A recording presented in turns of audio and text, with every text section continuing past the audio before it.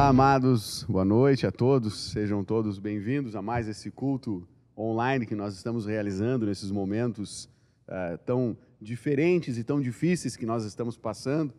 Então, seja bem-vindo, espero que Deus fale ao teu coração nessa noite.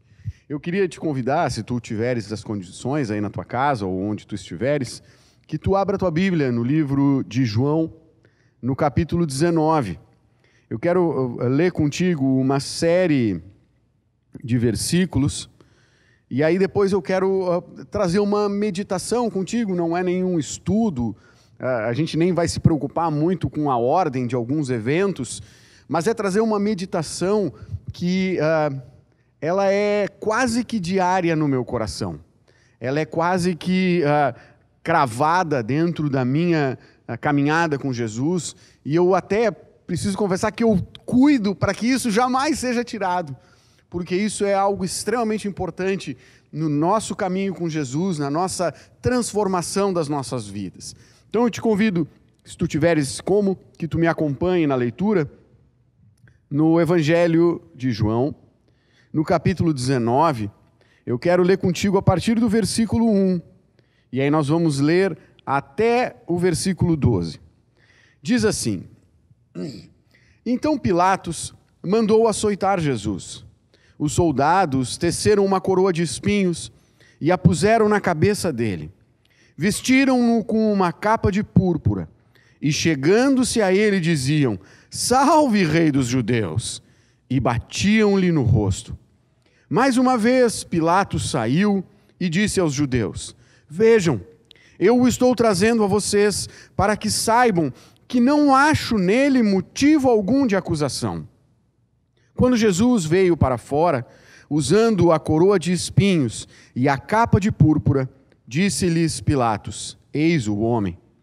Ao vê-lo, os chefes dos sacerdotes e os guardas gritaram: Crucifica-o! Crucifica-o! Mas Pilatos respondeu: Levem-no vocês e crucifiquem-no. Quanto a mim, não encontro base para acusá-lo.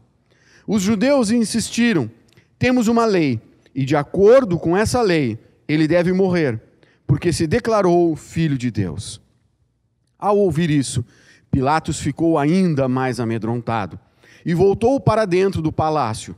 Então perguntou a Jesus: De onde você vem?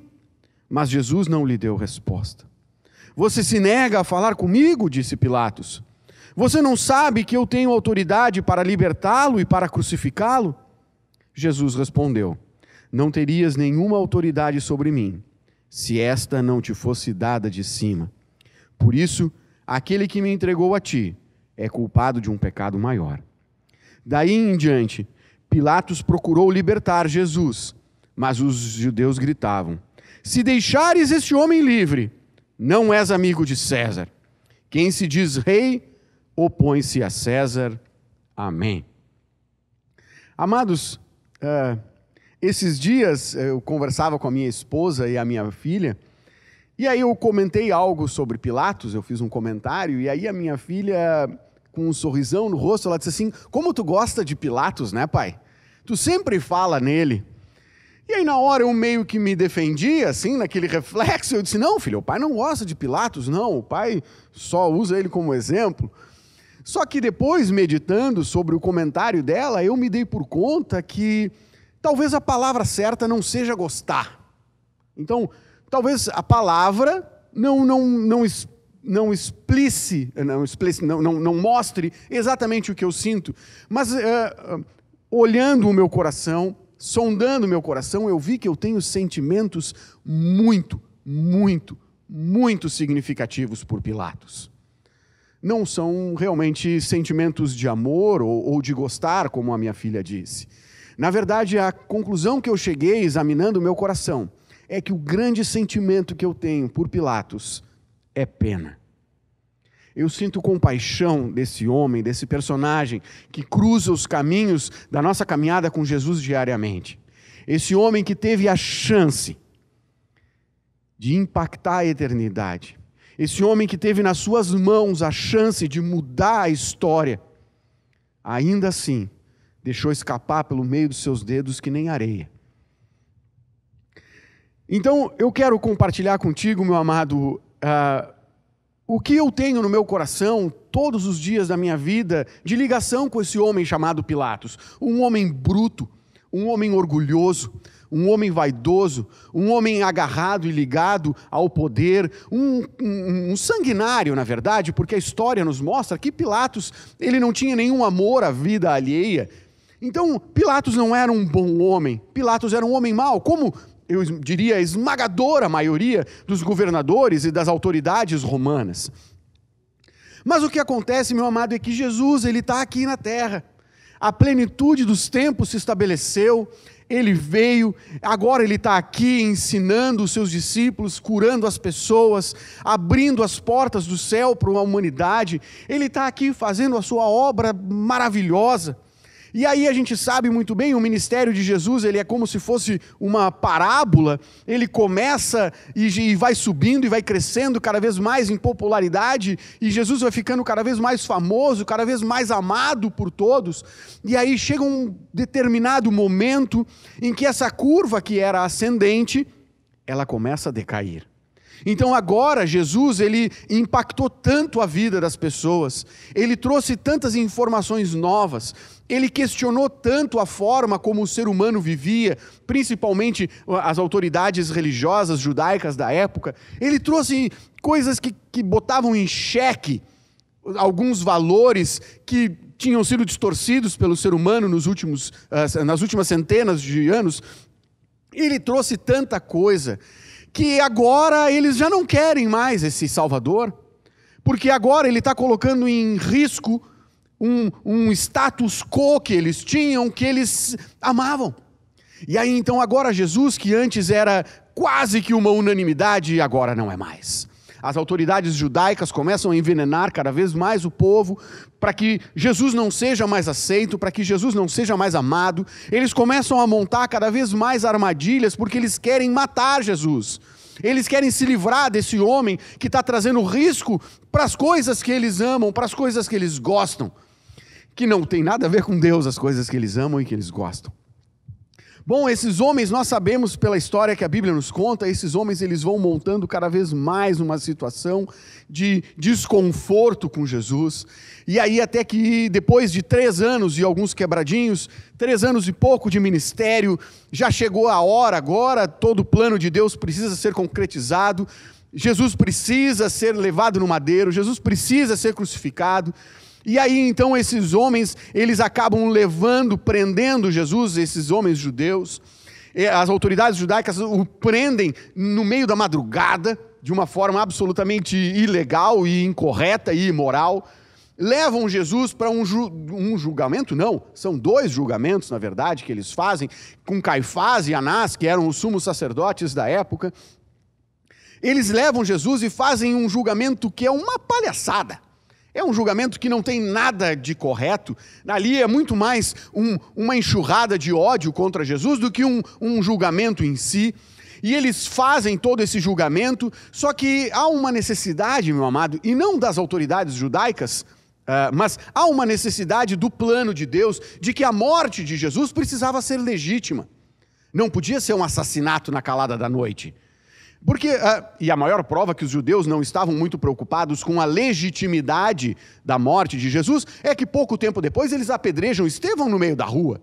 Então, eles não tinham tanta preocupação, mas eu acredito que o plano de Deus precisava que a morte de Jesus fosse legítima, fosse dentro da lei, não podia ser um assassinato às escuras. Então, os judeus, eles sabem que eles não têm autoridade legal para matar alguém. Repara que eles não estão muito preocupados com isso. Estevão é a prova disso. Mas, dentro desse plano todo da salvação, eles então precisam que Pilatos, ou seja, o governador do local onde eles estão, em Jerusalém, seja o carrasco, seja o homem que decrete a morte de Jesus Cristo. Então eles pegam Jesus, e eu imagino essa cena, bom, nós já vimos na Paixão de Cristo e tantos outros filmes e novelas que são feitas, eu imagino aquela cena horrível, Jesus já machucado, cansado, ferido, humilhado. Jesus é levado então para Pilatos. E aí o que se segue, meu amado, é uma sequência que é quase quase que constrangedora. Jesus é levado para Pilatos, e Pilatos, ele sabe que aquelas autoridades judaicas, eles estão um pouco se lixando para o povo ou para as leis de Deus, eles estão preocupados com as coisas deles. Então Pilatos sabe que essas autoridades judaicas trazem Jesus para cá por inveja. A Bíblia não nos diz exatamente se Pilatos conhecia ou já tinha ouvido falar bastante, pouco ou nada de Jesus. Eu acredito que não tem como alguém ter vivido naquela época durante esses 3 anos e não ter ouvido das maravilhas que Jesus fazia. Então, a percepção que eu tenho, meu amado, e aqui é a minha opinião, talvez tu possa discordar, não tem problema, a opinião que eu tenho é que Pilatos, sim, já tinha ouvido falar muito desse homem que curava as pessoas, que cuidava dos pobres, esse homem que abria o reino dos céus para a humanidade, que antes não tinham acesso. Então eu acredito que Pilatos já tinha ouvido falar de Jesus. Então aí chega Jesus, e aí Jesus está ali sendo julgado por ele, e aí a Bíblia nos traz uma sequência de vezes que a Bíblia nos diz que Pilatos, ele estava se esforçando para não condenar Jesus. Por quê? Porque ele sabe que Jesus é inocente. Tanto é que Pilatos, ele faz uma manobra legal em um certo momento, que ele já está ali, ele já não aguenta mais aquele povo judeu, aquelas autoridades enchendo o saco dele. E aí então, quando ele escuta que Jesus é nazareno, ele pensa, está aqui a forma de eu me livrar desse problema. Eu vou mandar ele para Herodes, porque quem manda em Nazaré é Herodes, então eu não preciso julgar ele. Então ele tenta, com uma manobra legal, se ver livre de Jesus. E aí a Bíblia nos diz então que Jesus, ele parte, teoricamente, já para o 4º julgamento. Porque ele foi julgado 2 vezes pelas autoridades judaicas, agora ele está sendo julgado por Pilatos, e aí agora ele vai para Herodes. A Bíblia nos fala que Herodes era um outro cabeça oca, também não estava nem um pouco preocupado com o povo, nem nada.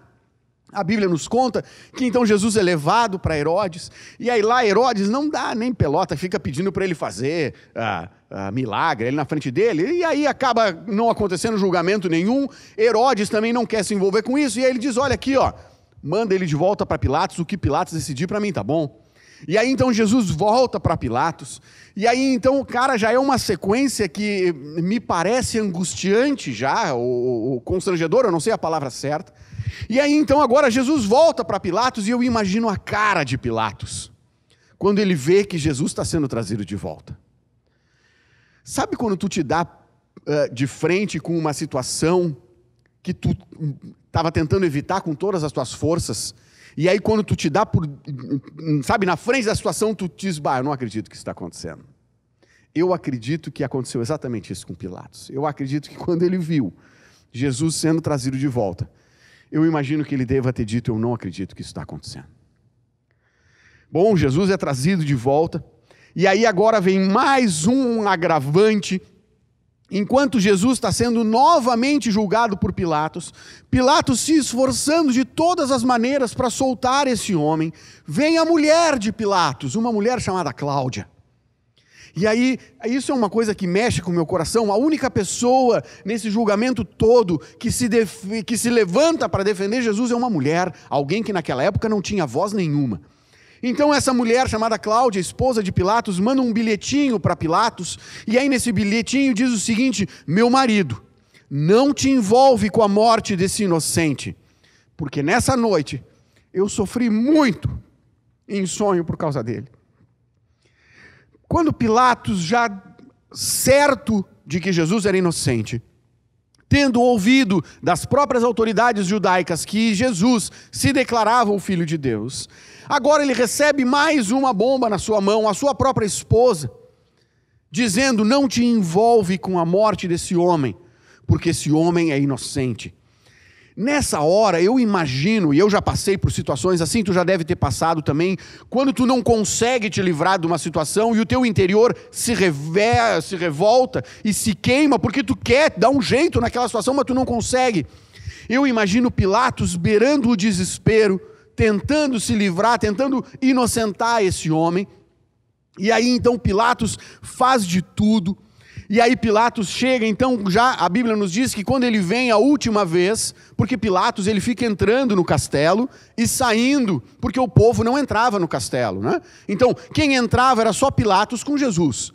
Então Pilatos, a Bíblia nos relata isso, e se tu pegar a sequência dos 4 evangelhos que narram isso, tu vai ver que Pilatos ele pega Jesus toda hora e leva lá para dentro para conversar sozinho.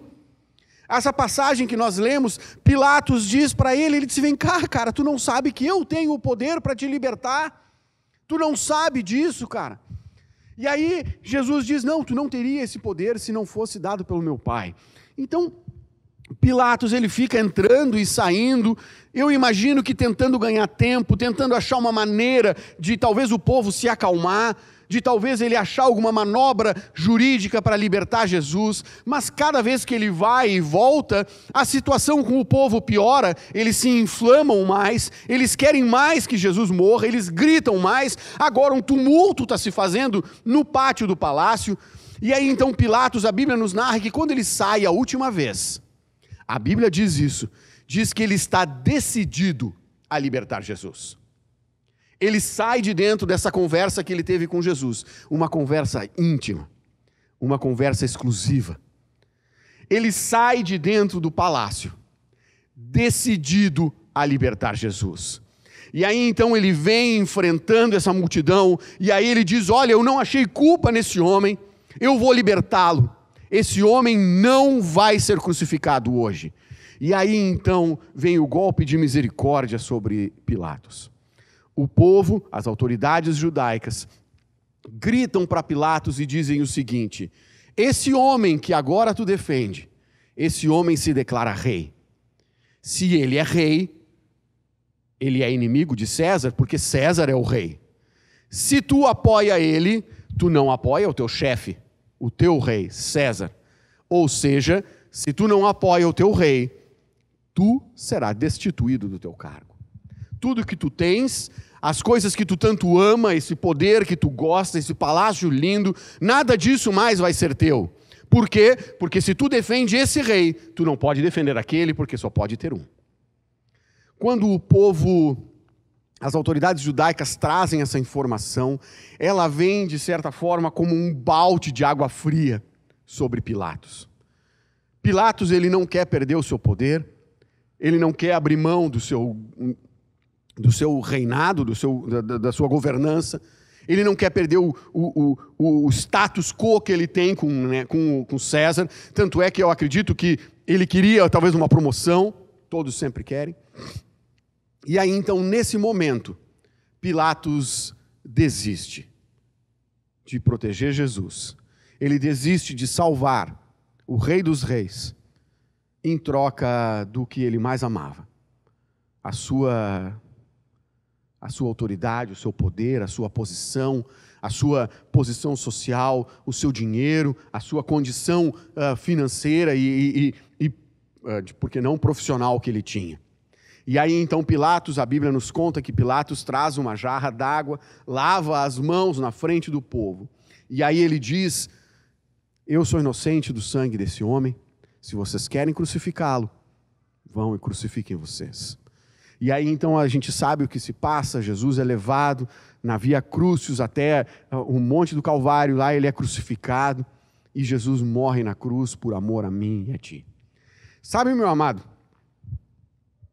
eu tenho dificuldade de falar isso sem chorar, mas na minha humilde e infantil imaginação, eu tenho uma imaginação muito infantil, muito fértil, eu tenho às vezes, eu não quero que tu me ache louco, nem um herege, mas eu tenho às vezes, lá no fundo da minha infantil esperança, eu tenho às vezes a esperança de que um dia eu vou virar a Bíblia, eu vou virar a página da Bíblia. E ali onde Jesus é finalmente entregue por Pilatos, eu tenho a esperança de que um dia eu vou virar essa página. E não vai estar acontecendo isso. Às vezes eu tenho a esperança, por mais infantil que eu sei que, obviamente todos nós sabemos que é, eu tenho a esperança de que um dia eu vou virar a Bíblia, eu vou virar a página, e ali Pilatos vai estar saindo com uma espada na mão, E aí ele vai dizer para o povo, não, esse homem não vai ser crucificado. Esse homem não vai para a cruz hoje. Esse homem é inocente, ele é o Rei dos Reis. Eu conversei com ele agora ali em particular, a minha vida foi tocada por ele. Eu sei que vocês estão fazendo isso por inveja, e esse homem não vai ser crucificado. Eu imagino essa cena, meu amado. Quantas vezes, lá na minha casa, eu tenho uma espada que um amigo meu me deu. Quantas vezes, meu amado, sozinho no meu escritório, eu peguei aquela espada e fiz de conta que eu era Pilatos. Pá! Já perdi as contas de quantas vezes que nem uma criança brinca. Sabe uma criança quando ela brinca que ela é o super-homem? Quantas vezes eu brinquei que eu era o Pilatos? Sendo um homem de 40 anos, cara. Quantas vezes eu imaginei que isso estivesse acontecendo? De Pilatos com uma espada na mão, dizendo que não, ele não vai ser crucificado hoje, cara. E aí talvez, cara, tu agora esteja pensando, Michel, tu, velho, um cara que estuda a Bíblia, tu não sabe que a crucificação tinha que acontecer de qualquer jeito? É lógico que eu sei, meu amado. É lógico. Aliás, a crucificação tinha que ter acontecido, inclusive, naquele dia, porque a Páscoa, tudo era programado. Não teve nada, não teve nenhum acidente de percurso aqui, velho. Tudo foi programado por Deus. Então eu quero te contar como que a minha história, lá no meu escritório, na minha casa, quando eu estou brincando que eu sou Pilatos, como é que a história termina. Porque aqui nós sabemos como ela termina com Jesus pendurado na cruz. E se eu, que conheço a palavra de Deus, sei que Jesus precisava ser crucificado, eu não posso tirar Jesus da cruz, porque se eu tiro Jesus da cruz, eu não sou mais salvo. Então como é que a minha história acaba? Eu vou te contar como é que a minha história acaba. Eu imagino meu amado Pilatos com a espada na mão, furioso, talvez puxando Jesus para trás dele, sabe? Que nem quando tu protege o teu filho numa confusão. Eu imagino bem assim, Jesus sendo puxado por Pilatos, e Pilatos ali, e aí eu imagino aquela turba, aquele monte de judeus, as autoridades enfurecidos, e aí eu não sei exatamente de que forma, mas eu acredito que talvez alguém, um general ou um comandante do exército, talvez teria dito, não, Pilatos não tem, ele vai ser crucificado de qualquer jeito, nós temos que fazer isso. E aí eu imagino Pilatos cada vez mais nervoso e dizendo, não, ele não vai ser. E aí até o ponto que essa história talvez chegasse até César, e aí César dissesse, então tu está defendendo aquele rei, então Pilatos tu vai para a cruz também. É assim que eu imagino a história terminando. Jesus carregando a sua cruz, Jesus sendo crucificado, e na cruz do lado não teria um bandido, teria Pilatos. E aí eu imagino Pilatos na cruz, do lado de Jesus, olhando para ele, dizendo, Jesus, eu tentei, com todas as minhas forças, eu tentei evitar que tu fosse crucificado. E aí eu imagino Jesus olhando para ele e dizendo, meu filho amado, ainda hoje, tu estarás comigo no reino dos céus. Eu sei que tudo isso é uma coisa infantil, é um devaneio da minha cabeça. É óbvio, a história está escrita, não tem o que fazer. Mas todos os dias, meu amado, todos os dias, eu e tu passamos por situações exatamente iguais a de Pilatos. Talvez não com a proeminência histórica disso, é óbvio, porque esse aqui é o maior julgamento da humanidade. Mas eu e tu, meu amado, várias vezes no nosso dia, nós precisamos decidir o que nós vamos fazer com o Rei dos Reis nas nossas vidas. O que tu vai fazer? Tu vai deixar com que a turba, com que o mundo faça o que ele deseja com o Rei dos Reis? Ou tu vai correr o risco de abrir mão das coisas que tu tens, das coisas que tu tanto lutou para conquistar, para proteger o que tu mais acredita? Tu sabe que até Shakespeare falou de Pilatos. Shakespeare, quando ele escreve, ele diz que Pilatos foi ignorante daquilo que ele mais tinha certeza. Pilatos tinha certeza que Jesus era inocente. Ele viu no olho de Jesus que Jesus não era um ser humano normal. Então, meu amado, ali Pilatos, ele foi vencido, porque mais do que a certeza que ele tinha, maior do que a certeza que ele tinha de que Jesus era o Rei dos Reis, ele tinha a certeza de que ele amava os bens dessa terra. Ele amava a situação dele de governador, ele amava o dinheiro que ele tinha, e ele não queria correr o risco de perder isso. Aqui foi feita uma escolha. Aqui Pilatos teve que escolher entre o Rei dos Reis e o que o mundo tinha para oferecer. Meu amado, obviamente que eu não quero comparar, tá? Eu não estou comparando nada disso. Mas eu várias vezes já passei por situações, meu amado, e eu quero compartilhar contigo uma bem simples, bem pequenininha, mas que ilustra isso. Eu sou um homem que trabalho com negócios, eu sou um pequeno empresário. Então eu vivo de relacionamentos com as pessoas. Eu vendo e compro dessas pessoas e é aqui que eu ganho dinheiro. Vendendo e comprando, no relacionamento. E eu me lembro uma vez, eu fazendo um negócio com um homem, eu tinha muito interesse naquele negócio, porque naquele negócio eu ganharia dinheiro. Ali eu levaria o pão para as minhas filhas. Ali eu ganharia o meu sustento. E aí eu conversando com esse homem, eu não sei explicar como, mas a conversa descambou justamente para o assunto de religião e Deus e essas coisas. Para minha infelicidade, esse homem começa a falar mal da igreja, começa a falar mal de Deus, começa a falar mal dos pastores, começa a falar mal de tudo que eu mais amo, o Rei dos Reis, a palavra de Deus. Ele começa a não só questionar, mas ele começa a jogar na lama esse assunto todo. E aí, enquanto ele falava, me vinha justamente a cena de Pilatos, porque agora eu precisava decidir. Eu defendia o Rei dos Reis, eu defendia o meu Salvador, e corria o risco de talvez desagradar esse homem que estava fazendo negócios comigo, e talvez eu perder o negócio.